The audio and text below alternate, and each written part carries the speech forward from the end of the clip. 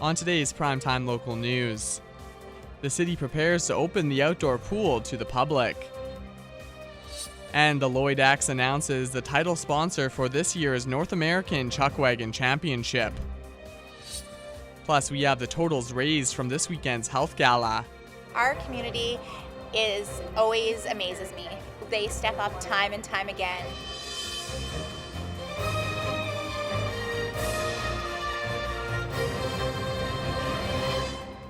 Prime Time Local News, serving the Lakeland and Midwest regions.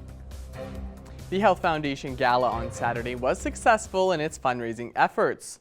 Those attending the gala were able to raise $352,000 to go towards a new C6 ventilator. So, our community always amazes me. They step up time and time again to provide the enhancements that we need. So our donors and our sponsors, we are so grateful because events like this couldn't happen without their generous support. This gala marked the 20th anniversary for the event. Those looking to soak in the rays and enjoy some time outdoors will be able to at the outdoor pool as the popular summer destination opens for the season tomorrow. The 6-lane pool is open from 4 to 8:30 during the weekdays and opens at noon on weekends. The hours will be extended in July and August. This year, the pool will operate on a drop-in, first-come, first-served basis, opposed to the online booking system used last year. This year, we're not doing pre-bookings, so we're kind of back to a little bit pre-COVID, so it's drop-in only. And we're back to being open like from 12 to 9, just with a little half an hour break in between, to do some cleaning. The city is offering a seasonal pass that will save frequent users money. Passes can be purchased at the outdoor pool or the BioQueen Aquatic Center. The pool has 2 water slides and offers both lane and public swimming. There's also a small concession with snacks and drinks.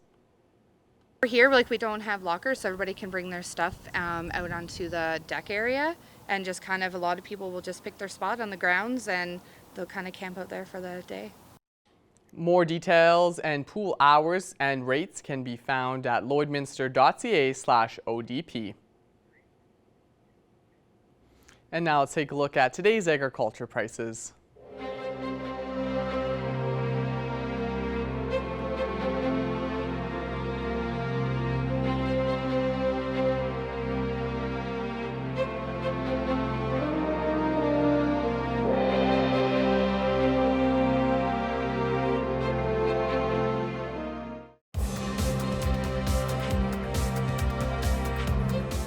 With the 2022 North American Chuckwagon Championship taking place here in the city next month, a new sponsor will be a part of the event. Our title sponsor of the North American Chuckwagon Championship for 2022 is Border Tribal Council and Gold Horse Casino. So those will be the new sponsors for this year's race, as multiple wagon drivers are returning, including Logan Gorse, who was last year's winner. Both sponsors are located here in the city and are thrilled to be a part of the exciting race. With all these things, everybody coming here and adding on different shows, it brings more people, more excitement, more money for a hotel association, restaurants. I'm really excited for it to happen and be part of this. But yeah, nerve-wracking that everything goes off without a hitch. The NACC will be held from July 8th to the 16th at Halstead Downs Racetrack, with races taking place every night at 6:30. Tickets are available at the Lloyd Exhibition Office. Another high-profile name in the world of professional golf is leaving the PGA to join a rival Saudi-funded league. 6-time major champion Phil Mickelson is ending his 4-month hiatus from competitive golf to compete in the LIV Golf Invitational. Mickelson joins other names like 2-time major winner Dustin Johnson, who today resigned his PGA membership to take part in the tournament that starts outside of London this week. The new golf series is being funded by Saudi Arabia's sovereign wealth fund. All right, it's time now to head on over to Shelby Clark, who has another extended look at our weather forecast.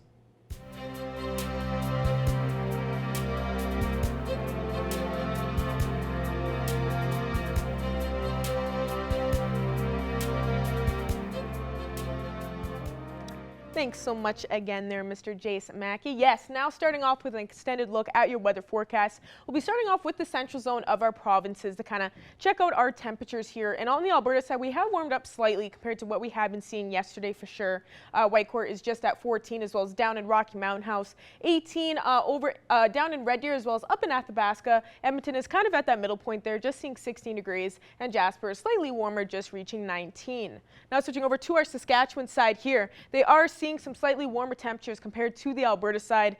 16 over in Melfort, so they're looking still slightly cooler, but most spots, as you can see, are just reaching that 22-degree point.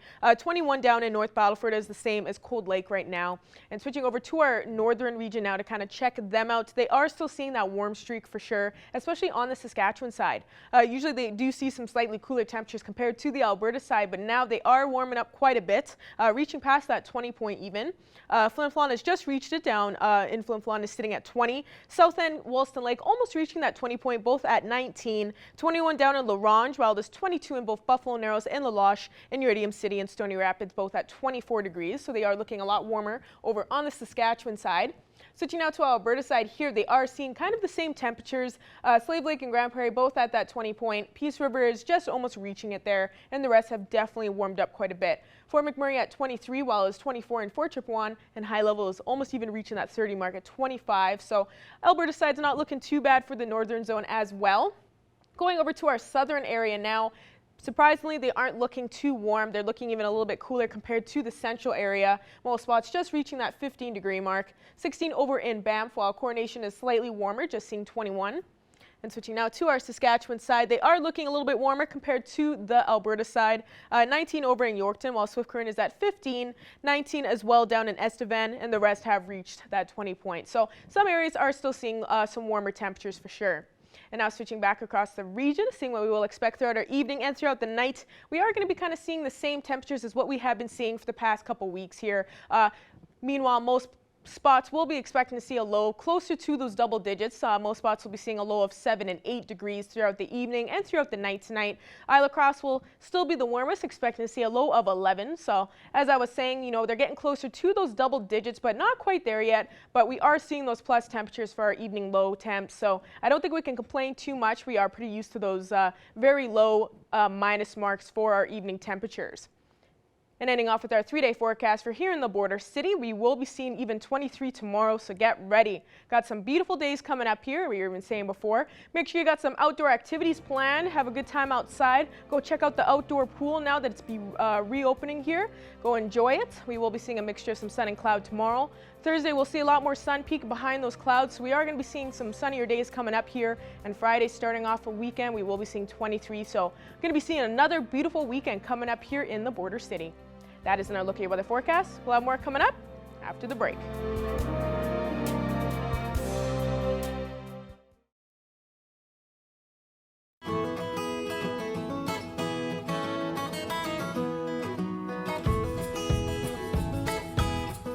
Welcome back to this edition of the Pet Project, everybody. I'm joined with Gabrielle, the fundraising and event coordinator at the Border Paws Animal Shelter, formerly known as the Lloydminster SPCA, but you can still find them on their socials under that. So welcome. So great to see you again. Great to see we have a furry friend that we want to talk about. So I'll just let you say hi and let you introduce our guest this week.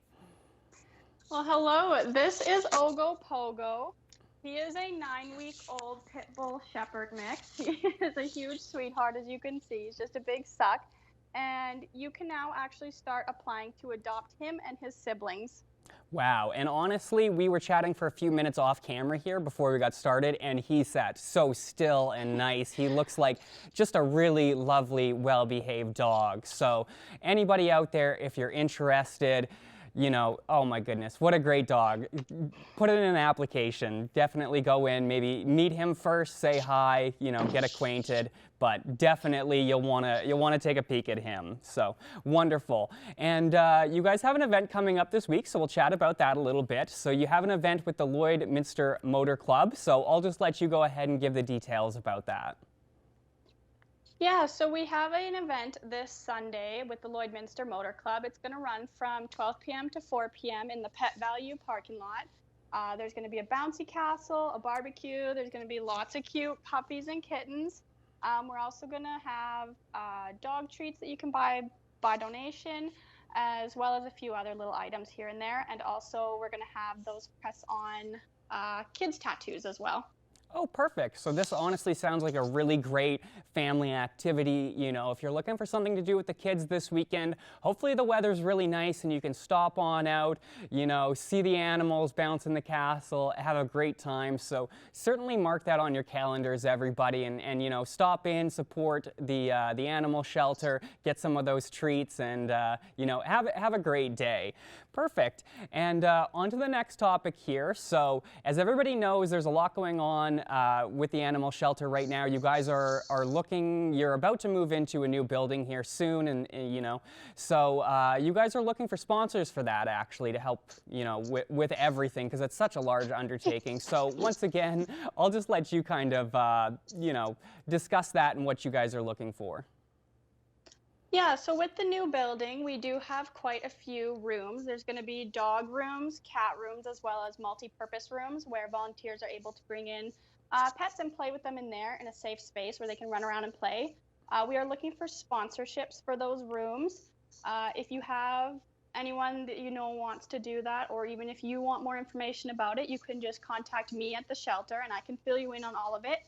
We are also looking for capital campaign donations for our Paws of Fame, as well as people to sponsor kennels for the cats. So if you want to learn more about that, you can look on our website or you can give us a call and I'll be able to fill you in on that as well. Certainly, and obviously I say it all the time, but you guys are a great organization, so if you want to help out the community, if you want to help out some furry friends and, you know, really help take the organization to the next level with this new building, certainly get in touch and you know, perhaps see how you can help out through the fundraising.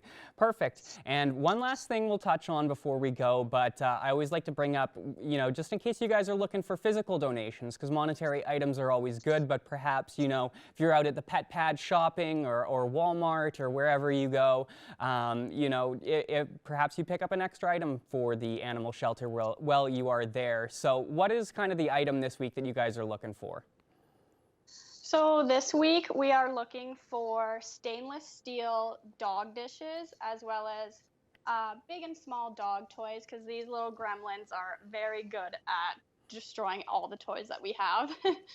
Absolutely, and honestly, shopping for the dog toys or the cat toys, I think is the funnest part, because, you know, you can bring your kids there, you get to pick out which ones you think the dogs or the cats will have the most fun with. You can bring them, you can drop them off, and you know, you might even be able to play with the animals with the toys that you just picked up for them. So unfortunately, that's all the time we have for right now, but I want to thank you guys for stopping by and saying hi, and we'll chat with you again next week.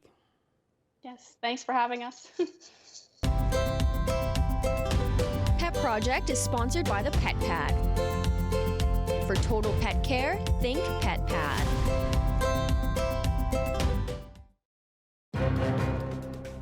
Furniture set and design supplied by Furniture Gallery and Furniture House, downtown Lloydminster.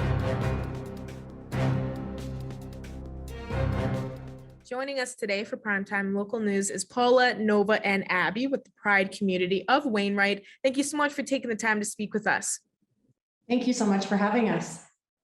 Of course, I'm really excited that we're able to have you on here and speak about this important week and month and on the second annual Pride Walk. So let's kind of start off with this. When, where, what time, and where will people be walking to? Let's just start off with the main information for it.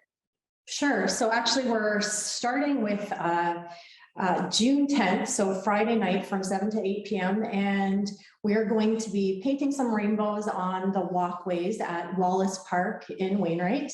And then Saturday, June 11th, our main event starts. So we have a gender affirming yoga class from 11 till noon on Saturday at the Wainwright High School. So I'm teaching that, so I'm really excited about that. And then we have events beginning at 1 p.m. at Wallace Park.